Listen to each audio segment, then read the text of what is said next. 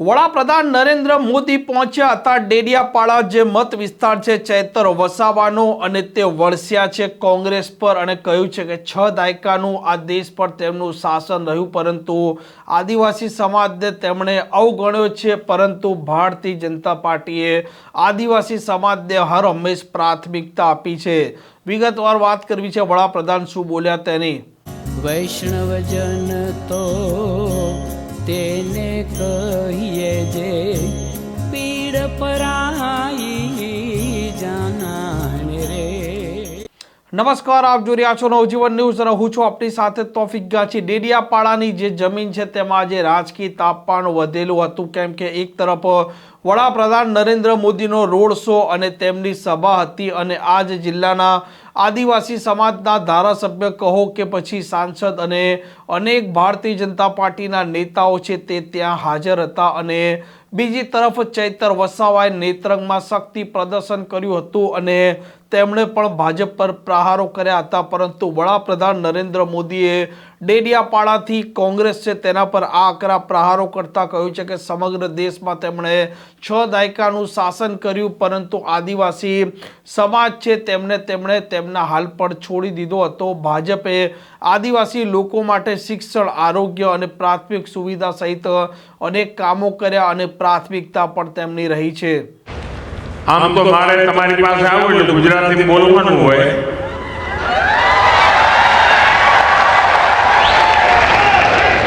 પણ અત્યારે સમગ્ર દેશના લોકો આપણા કાર્યક્રમમાં જોડાયેલા છે એટલે તમારા બધાના આશીર્વાદ અને અનુમતિથી હવે મારે વાત હિન્દીમાં જ કરવી પડશે। मां नर्मदा की ये पावन धरती आज एक और ऐतिहासिक आयोजन की साक्षी बन रही है। अभी 31 अक्टूबर को हमने यहां सरदार पटेल की 150वीं जयंती मनाई। हमारी एकता और विविधता को सेलिब्रेट करने के लिए भारत पर्व शुरू हुआ और आज भगवान बिरसा मुंडा की 150वीं जयंती के इस भव्य आयोजन के साथ हम भारत पर्व की पूर्णता के साक्षी बन रहे हैं। मैं इस पावन अवसर पर भगवान बिरसा मुंडा को प्रणाम करता हूं। आजादी के आंदोलन में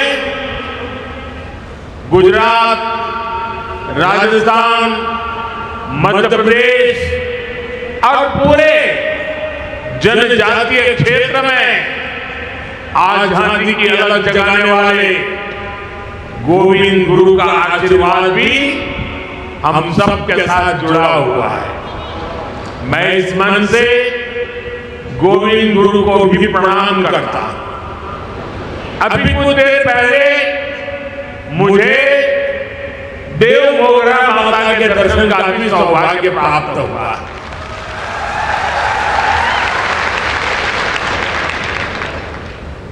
मैं मां के चरणों में भी फिर से नमन करता हूं। बहुत कम लोगों को पता होगा काशी विश्वनाथ कॉरिडोर उसकी चर्चा होती है, उज्जैन महाकाल की चर्चा होती है, अयोध्या के राम मंदिर की चर्चा होती है, केदारनाथ धाम की चर्चा होती है।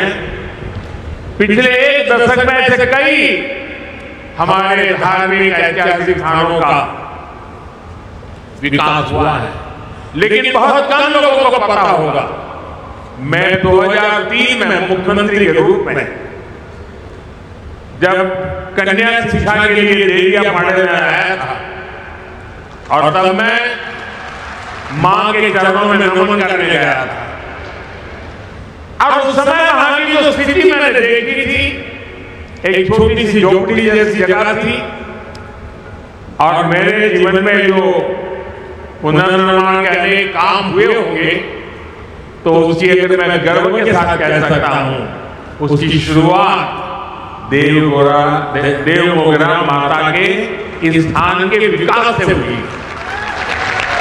और आज जब मैं गया तो मुझे बहुत अच्छा लगा कि लाखों की तादाद में हम लोग वहां आते हैं। मां के प्रति अपार श्रद्धा, खासकर हमारे जनजातीय बंधुओं में। साथियों, डेडियापाड़ा और सागवाड़ा का एक क्षेत्र कबीर जी की शिक्षाओं से प्रेरित रहा है। और मैं तो बनारस का सांसद हूं, और बनारस यानी संत कबीर की धरती, इसलिए संत कबीर का मेरे जीवन में एक अलग स्थान स्वाभाविक है। मैं इस मंच से उन्हें भी प्रणाम करता हूं। साथियों, आज यहां देश के विकास और जनजातीय कल्याण से जुड़े कई प्रोजेक्ट का लोकार्पण और शिलान्यास हुआ है। पीएम जनमन और अन्य योजनाओं के तहत यहां 1 लाख परिवारों को पक्के घर दिए गए हैं। बड़ी संख्या में एकलव्य मॉडल स्कूलों और आश्रम स्कूलों का लोकार्पण एवं शिलान्यास किया गया है। बिरसा मुंडा ट्राइबल यूनिवर्सिटी में श्री गोविंद गुरु चैन की स्थापना भी हुई है। स्वास्थ्य, सड़क और यातायात से जुड़े कई और प्रोजेक्ट भी शुरू हुए हैं। मैं सभी विकास कार्यों के लिए, सेवा कार्यों के लिए, कल्याण योजनाओं के लिए आप सभी को विशेष करके गुजरात के और देश के मेरे जनजातीय परिवारों को बहुत बहुत बधाई देता हूं। साथियों, 2021 में हमने भगवान बिरसा मुंडा की जयंती को जनजातीय गौरव दिवस के रूप में मनाने की शुरुआत की थी। जनजातीय गौरव हजारों वर्षों से हमारे भारत की चेतना का अभिन्न हिस्सा रहा है। जब जब देश के सम्मान, स्वाभिमान और स्वराज की बात आई तो हमारा आदिवासी समाज सबसे आगे खड़ा हुआ। हमारा स्वतंत्रता संग्राम इसका सबसे बड़ा उदाहरण है। आदिवासी समाज से निकले कितने ही नायक नायिकाओं ने आजादी की मशाल को आगे बढ़ाया। तिलका मांझी, रानी गाइदिन्ल्यू, सीधो कान्हो, भैरव मुर्मू, बुद्धो भगत, जनजातीय समाज को प्रेरणा देने वाले अल्लूरी सीताराम राजू, इसी तरह मध्य प्रदेश के तात्या भील, छत्तीसगढ़ के वीर नारायण सिंह, झारखंड के तेलंगा खड़िया, असम के रूपचंद कंवर और ओडिशा के लक्ष्मण नायक, ऐसे कितने ही वीरों ने आजादी के लिए अपार त्याग किया, संघर्ष किया, जीवन भर अंग्रेजों को चैन से बैठने नहीं दिया। आदिवासी समाज ने अनगिनत क्रांतियों की आजादी के लिए अपना लहू बहाया। साथियों, यहां गुजरात में भी जनजातीय समाज के ऐसे कितने ही शूरवीर देशभक्त हैं। गोविंद गुरु, जिन्होंने भगत आंदोलन का नेतृत्व किया, राजा रूपसिंह नायक, जिन्होंने पंचमहाल में ब्रिटिश सरकार के खिलाफ लंबी लड़ाई लड़ी, मोतीलाल तेजावत, जिन्होंने एक ही आंदोलन चलाया, और अगर आप पाल चितरिया जाएंगे तो सैकड़ों आदिवासियों की शहादत का वहां स्मारक है। जलियांवाला बाग जैसी वो घटना साबरकांठा के पाल चितरिया में हुई थी। हमारी दसरी बेन चौधरी, जिन्होंने गांधी जी के सिद्धांतों को आदिवासी समाज तक पहुंचाया। स्वतंत्रता संग्राम के ऐसे कितने ही अध्याय जनजातीय गौरव और आदिवासी शौर्य से रंगे हुए हैं। भाइयों बहनों, स्वतंत्रता आंदोलन में ट्राइबल समाज के योगदान को हम भुला नहीं सकते हैं, और आजादी के बाद यह काम होना चाहिए था। लेकिन कुछ ही परिवारों को आजादी का श्रेय देने के मोह में मेरे लक्षावधि आदिवासी भाई बहनों की त्याग, तपस्या, बलिदान को नकार दिया गया।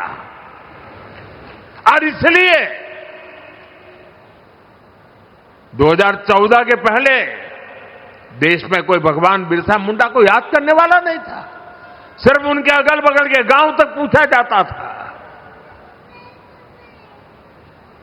हमने उस परिस्थिति को बदला। क्यों? हमारी अगली पीढ़ी को भी पता होना चाहिए कि मेरे आदिवासी भाई बहनों ने हमें कितना बड़ा तोहफा दिया है, आजादी दिलवाई है। और इसी काम को जिंदा करने के लिए, आने वाली पीढ़ी को स्मरण रहे, इसलिए हमने देश में कई ट्राइबल म्यूजियम बनाए जा रहे हैं। यहां गुजरात में भी राजपीपला में ही 25 एकड़ विशाल ट्राइबल म्यूजियम के लिए जमीन पर बहुत बड़ा म्यूजियम आकार ले रहा है। अभी कुछ दिन पहले मैं छत्तीसगढ़ भी गया था। वहां भी मैंने शहीद वीर नारायण सिंह जनजातीय संग्रहालय का लोकार्पण किया था। वैसे ही रांची में जिस जेल में भगवान बिरसा मुंडा रहे, उस जेल में अब भगवान बिरसा मुंडा को और उस समय की आजादी के आंदोलन को लेकर के एक बहुत भव्य म्यूजियम बनाया गया है। साथियों, आज श्री गोविंद गुरु, उनके नाम से एक चेयर जनजातीय भाषा संवर्धन केंद्र के रूप में उसकी स्थापना की गई है। यहां भील, गामित, वसावा, गरासिया, कोंकणी, संथाल, राठवा, नायक, डबला, चौधरी, कोकणा, कुंभी, वर्ली, डोडिया, ऐसी सभी जनजातियों की उनकी बोलियों पर अध्ययन होगा। उनसे जुड़ी कहानियां और गीतों को संरक्षित किया जाएगा। जनजातीय समाज के पास हजारों वर्षों के अनुभवों से सीखा हुआ ज्ञान का अपार भंडार है। उनकी जीवन शैली में विज्ञान छिपा है। उनकी कहानियों में दर्शन है। उनकी भाषा में पर्यावरण की समझ है। श्री गोविंद गुरु चेयर इस समृद्ध परंपरा से नई पीढ़ी को जोड़ने का काम करेगी। साथियों, आज जनजातीय गौरव दिवस का ये अवसर हमें उस अन्याय को भी याद करने का अवसर देता है जो हमारे करोड़ों आदिवासी भाई बहनों के साथ किया गया। देश में 6 दशक तक राज करने वाली कांग्रेस ने आदिवासियों को उनके हाल पर छोड़ दिया था। आदिवासी इलाकों में कुपोषण की समस्या थी, स्वास्थ्य सुरक्षा की समस्या थी, शिक्षा का अभाव था, कनेक्टिविटी का तो नामो निशान नहीं था। ये अभाव ही एक प्रकार से आदिवासी क्षेत्रों की पहचान बन गई थी और कांग्रेस सरकारें हाथ पर हाथ धरकर बैठी रही। लेकिन साथियों, आदिवासी कल्याण भाजपा की सर्वोच्च प्राथमिकता रही है। हम हमेशा इस संकल्प को लेकर चले कि हम आदिवासियों के साथ हो रहे अन्याय को समाप्त करेंगे, उन तक विकास का लाभ पहुंचाएंगे। देश को आजाद तो 1947 में हो गया था। आदिवासी समाज तो भगवान राम के साथ भी जुड़ा हुआ है, इतना पुराना है। लेकिन 6-6 दशक तक राज करने वालों को पता ही नहीं था कि इतना बड़ा आदिवासी समाज के विकास के लिए कुछ करने की जरूरत है। साथियों, जब पहली बार अटल बिहारी वाजपेयी प्रधानमंत्री बने, भाजपा की सरकार बनी, तब देश में पहली बार जनजातीय समाज के लिए एक अलग मंत्रालय का गठन किया था। उसके पहले नहीं किया गया। लेकिन अटल जी की सरकार के बाद 10 साल जो कांग्रेस को फिर से काम करने का मौका मिला, तो उन्होंने इस मंत्रालय की उपेक्षा की, पूरी तरह भुला दिया गया। आप कल्पना कर सकते हैं, 2013 में कांग्रेस ने जनजातीय कल्याण के लिए कुछ हजार रुपए की योजना बनाई। कुछ हजार रुपए, एक जिले में 1000 रुपए से काम नहीं होता है। हमारी सरकार आने के बाद हमने बहुत बड़ी वृद्धि की, उसके हितों की चिंता की, हमने मंत्रालय के बजट को बढ़ाया और आज जनजातीय मंत्रालय का बजट अनेक गुना बढ़ा करके हमने आज जनजातीय क्षेत्रों के विकास का बीड़ा उठाया है। शिक्षा हो, स्वास्थ्य हो, कनेक्टिविटी हो, हर क्षेत्र में हम आगे बढ़ने का प्रयास कर रहे हैं। साथियों, एक समय यहां गुजरात में भी आदिवासी इलाकों में स्थिति बहुत अच्छी नहीं थी। हालात ये थी कि अंबाजी से उमरगांव तक पूरे आदिवासी पट्टे में एक भी साइंस स्ट्रीम की स्कूल तक नहीं थी। साइंस स्कूल नहीं थी। डेडियापाड़ा और सागबारा जैसे इलाकों में विद्यार्थियों को आगे पढ़ने का मौका नहीं मिल पाता था। मुझे याद है, जब मैं गुजरात का मुख्यमंत्री था तो मैंने यहां डेडियापाड़ा से ही कन्या केलवनी महोत्सव शुरू किया था। तब बहुत सारे बच्चे मुझसे मिलते थे और वो बच्चे बहुत सपने देखते थे, बहुत कुछ बनना चाहते थे। किसी को डॉक्टर बनने का मन था, कोई इंजीनियर बनना चाहता था, कोई साइंटिस्ट बनना चाहता था। मैं उन्हें समझाता था, शिक्षा ही इसका रास्ता है। आपके सपनों को पूरा करने में जो भी बाधाएं हैं उन्हें हम दूर करेंगे, मैं विश्वास देता था। साथियों, स्थितियों में बदलाव के लिए हमने दिन रात मेहनत की, उसी का परिणाम है आज गुजरात के आदिवासी पट्टे में। मैं जब मुख्यमंत्री बना उसके पहले जहां साइंस स्ट्रीम की स्कूल नहीं थी, आज उस आदिवासी पट्टे में 10,000 से ज्यादा स्कूल है। पिछले 2 दशकों में आदिवासी इलाका में 2 दर्जन साइंस कॉलेज, सिर्फ स्कूल नहीं, science college, commerce college, arts college बने हैं। भाजपा सरकार ने आदिवासी बच्चों के लिए सैकड़ों हॉस्टल तैयार किए। यहां गुजरात में 2 ट्राइबल यूनिवर्सिटी भी बनवाई। ऐसे ही प्रयासों से यहां भी बड़ा बदलाव आया है। 20 साल पहले जो बच्चे अपना सपना लेकर मुझसे मिलते थे, अब उनमें से कई डॉक्टर और इंजीनियर है, तो कोई रिसर्च फील्ड में काम कर रहा है। साथियों, आदिवासी बच्चों का भविष्य उज्जवल बनाने के लिए हम दिन रात काम कर रहे हैं। बीते 5-6 वर्षों में ही केंद्र सरकार ने देश में एकलव्य मॉडल आदिवासी स्कूलों के लिए 18,000 करोड़ रुपए से ज्यादा खर्च किए हैं। छात्राओं के लिए स्कूल में जरूरी सुविधाएं उपलब्ध कराई गई। इसका नतीजा यह है कि इन स्कूलों में एडमिशन लेने वाले ट्राइबल बच्चों की संख्या में 60% की वृद्धि हुई है। साथियों, आदिवासी युवाओं को जब अवसर मिलते हैं तो वो हर क्षेत्र में बुलंदी को छूने की ताकत रखते हैं।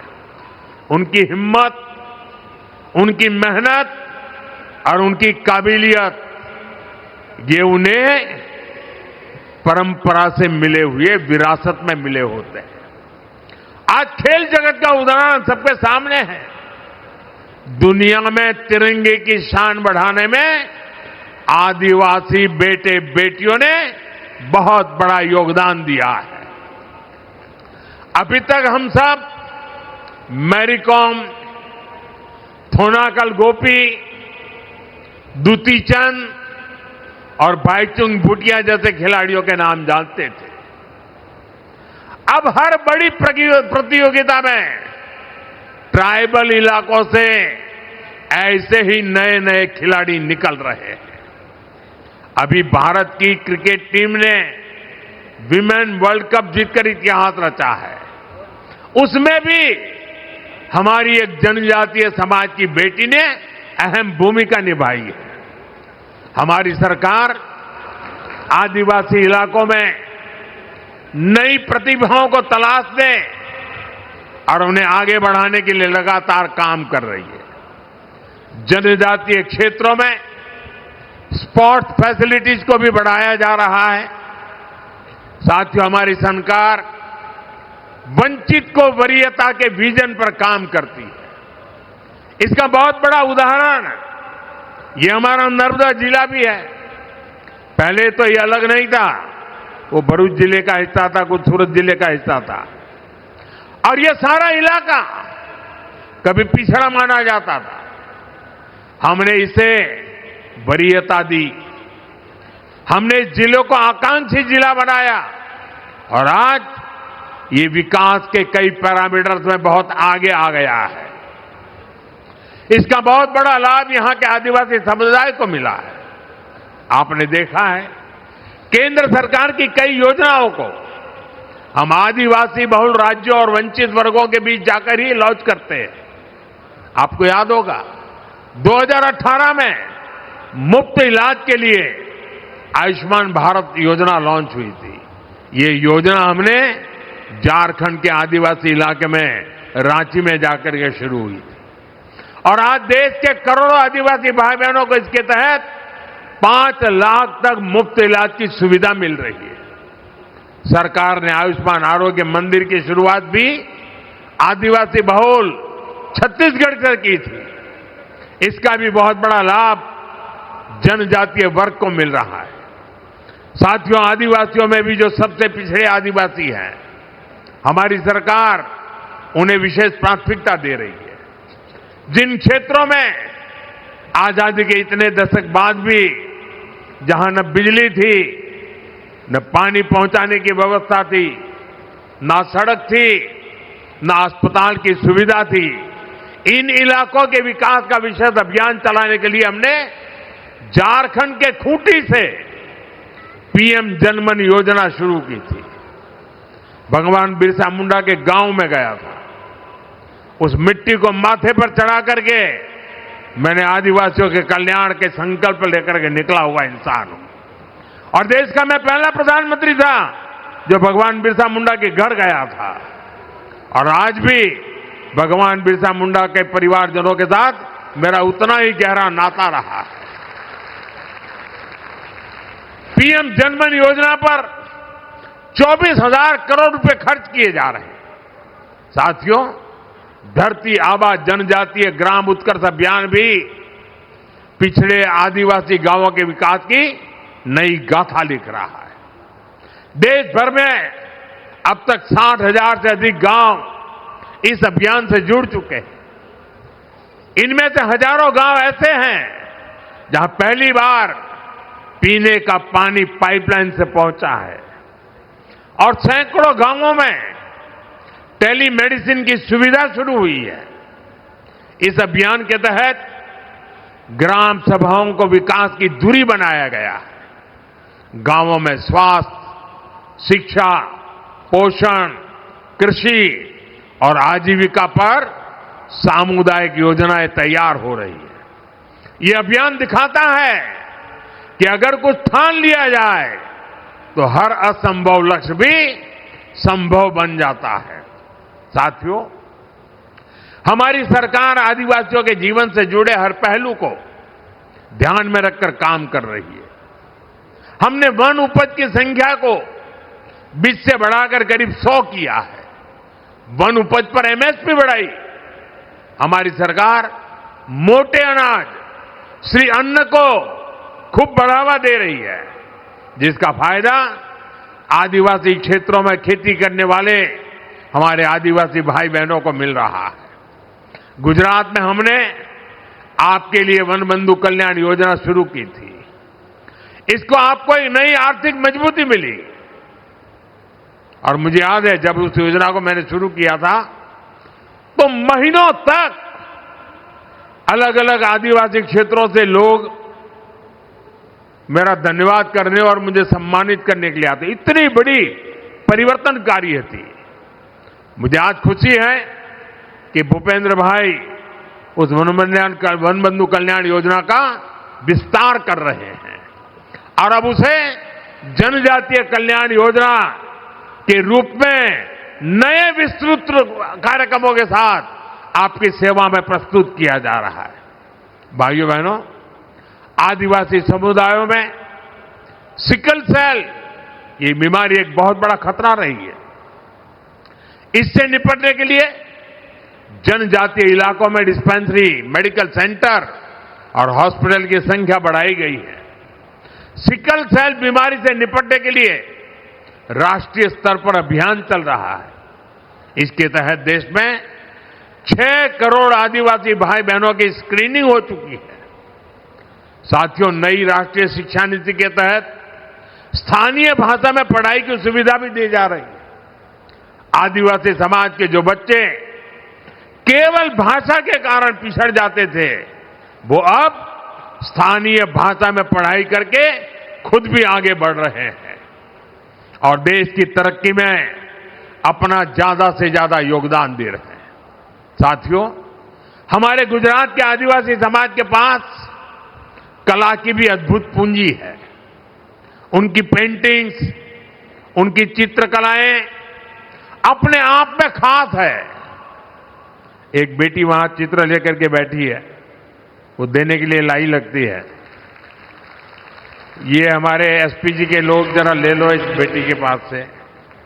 यहां से मुझे लगता है कुछ वर्ली पेंटिंग भी दिखता है उसमें। धन्यवाद बेटा, आपका अगर उसमें अता पता होगा तो मैं चिट्ठी लिखूंगा आपको।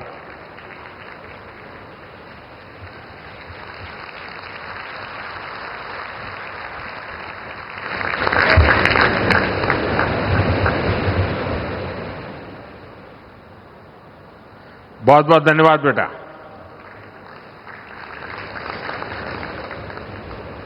कला, चित्र ये यहां सहज है।